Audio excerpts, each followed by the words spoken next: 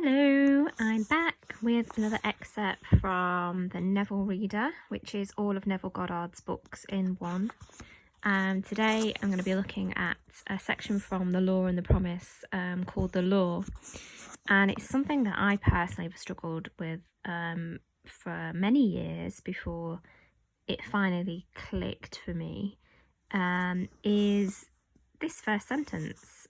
Attempting to change circumstances before you change your imaginal activity is to struggle against the very nature of things. So, for example, if you wanted a certain job position, but you tried to do things externally before you sort of changed the way that you saw yourself and felt yourself to be, say if you wanted to be a manager, if you didn't feel and believe yourself to be a manager before you were a manager, and yet you tried applying for jobs and things like that, then really you're just struggling against the very nature of things.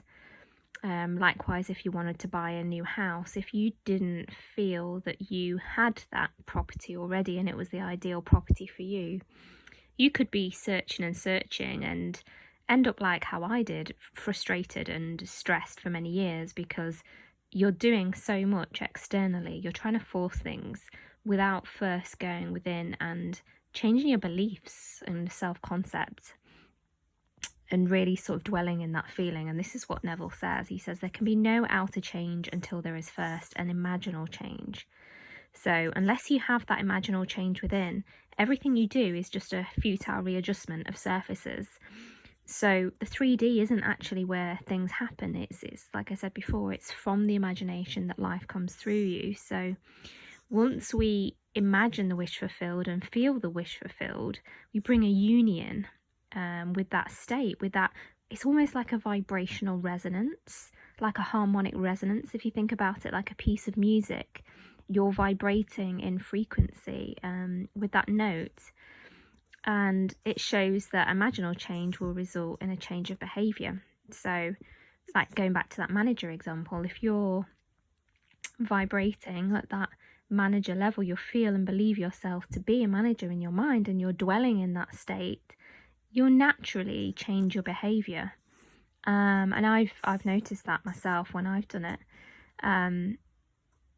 It's important, Neville says, that this state becomes stable as to become your constant mood, your habitual attitude. And this might take a bit of practice, maybe you want to have something on your desk, going back to that example saying, I am a manager now. Maybe, you start reading management books, or you get into the mood as if you already have it, basically. How do you do it? Neville says self-abandonment, and he doesn't mean completely deserting yourself and not being kind to yourself, but he means mentally giving up who you think you are now. And you mentally give up who you think you are now, and you surrender to that desire in your love for that state, because really, wouldn't it feel good? Doesn't it feel wonderful, as Neville said? Isn't it wonderful to feel that state? Because really that's what you're after, to get that feeling of accomplishment, success, achievement. You can give yourself those feelings now. So in doing so, you can live in the new state. Neville says you can't commit yourself to what you do not love. And that's really important. So it's got to be self-sustaining. You've got to dwell in that feeling of something that you do really want from your heart. And just commit yourself to the feeling of the wish fulfilled.